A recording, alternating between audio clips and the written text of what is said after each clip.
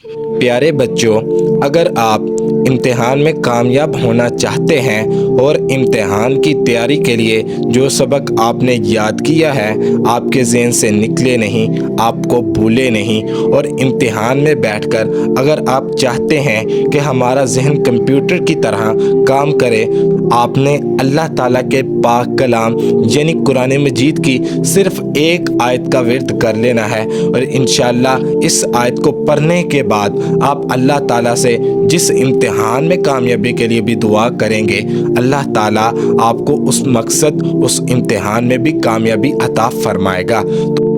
جن سٹوڈنٹس اور جن نیو آڈینس نے ابھی تک چینل کو سبسکرائب نہیں کیا، پلیز وہ چینل کو سبسکرائب کریں تاکہ ہمارے آنے والی تمام نیو ویڈیوز کا نوٹیفیکیشن آپ تک سب سے پہلے پہنچ سکے۔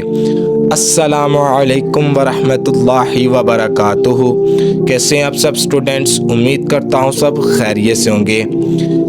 اللہ تعالیٰ کے پاک کلام کی وہ کون سی ایک ایسی آیت ہے جس آیت کے پڑھنے کے بعد اللہ تعالیٰ انسان کو جس مقصد کے لیے بھی وہ آیت پڑھتا ہے، اللہ تعالیٰ اس مقصد، اس حاجت اور اس امتحان میں انسان کو کامیابی عطا فرماتا ہے؟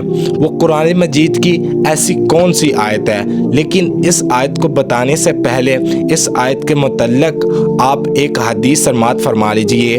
اس حدیث کے راوی ہیں حضرت ابو ہریرہ، اور اس حدیث کو بیان کرنے والے ہمارے پیارے نبی، ہمارے پیارے کریم حضرت محمد صلی اللہ تعالی علیہ وآلہ وسلم۔ آپ صلی اللہ تعالی علیہ وآلہ وسلم نے صحابہ کے مجمع میں بیٹھ کر اس آیت کے بارے میں ارشاد فرمایا اے صحابہ، اگر کسی انسان کے اوپر کوئی مشکل وقت آ جائے، کوئی مصیبت آ جائے، کوئی مشکل امتحان آ جائے، تو صرف آپ نے اللہ تعالیٰ کے اس پاک کلام کو پڑھ لینا ہے۔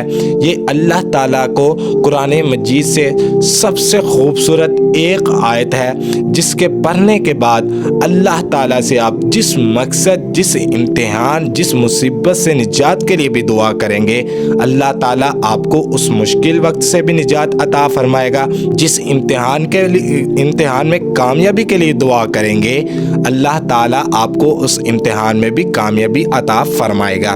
آیت سن لیں، سبحان اللہ وبحمدہ سبحان اللہ العظیم۔ اس آیت کا ترجمہ بھی سماعت فرما لیجئے۔ اللہ پاک ہے اور سب تعریفیں اللہ ہی کے لیے ہیں۔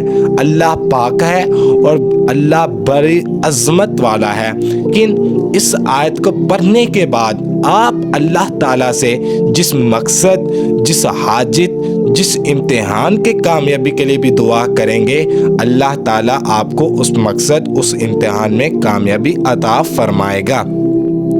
اور اس آیت کا عمل آپ نے کتنے دن جاری رکھنا ہے یہ بھی سن لیں۔ اس آیت کے پڑھنے کا عمل یہ ہے کہ اس آیت کو پڑھنے سے پہلے آپ نے 3 مرتبہ درود شریف پڑھ لینا ہے، جسے ہم درود ابراہیمی کہتے ہیں۔ درمیان میں آپ نے ایک تسبیح اس آیت کی پڑھ لینی ہے، سبحان اللہ وبحمدہ سبحان اللہ العظیم، اور آخر میں آپ نے 3 مرتبہ پھر درود شریف پڑھ لینا ہے۔ درود شریف پڑھنے کے بعد آپ نے اللہ تعالیٰ پر یقین اور بھروسے کے ساتھ اور دل کی نیت کو صاف رکھتے ہوئے آپ نے اللہ تعالیٰ سے اس امتحان، اس مقصد کے لیے دعا کرنی ہے جس مقصد میں آپ کامیاب ہونا چاہتے ہیں۔ اور اس وظیفے کو سب سے پہلے آپ نے باوضو اور پاک صاف جگہ پر بیٹھ کر پڑھنا ہے، تو پھر انشاءاللہ آپ کو اس مقصد میں بھی کامیابی ملے گی اور اس امتحان میں بھی کامیابی ملے گی جس امتحان میں کامیابی کے لیے آپ دعا کریں گے۔ اگر جگہ صاف نہیں ہے، جیسا کہ آپ امتحان حال میں بیٹھے ہیں، تو امتحان حال میں تو جگہ تو صاف نہیں ہوتی، لیکن باوضو ہونا تو بہت ضروری ہے، تو آپ نے باوضو ہو کر اس آیت کا ورد کر لینا ہے۔ امتحان حال میں بیٹھ کر آپ نے 3 मरतबा दुरूद शरीफ पढ़ लेना है, क्योंकि इम्तिहान हाल में टाइम कम होता है, तो इसलिए आपने 3 मरतबा पहले दुरूद शरीफ पढ़ लेना है, फिर 3 मरतबा इस आयत को पढ़ लेना है और आखिर में 3 मरतबा आपने दोबारा दुरूद शरीफ पढ़ के उस पेपर पर फूंक मार देनी है जिस पेपर को आप देने जा रहे हैं। इंशाल्लाह आपको उस इम्तिहान में भी कामयाबी मिलेगी। ओके भी बच्चों, अल्लाह हाफिज़, मिलते हैं नेक्स्ट वीडियो में।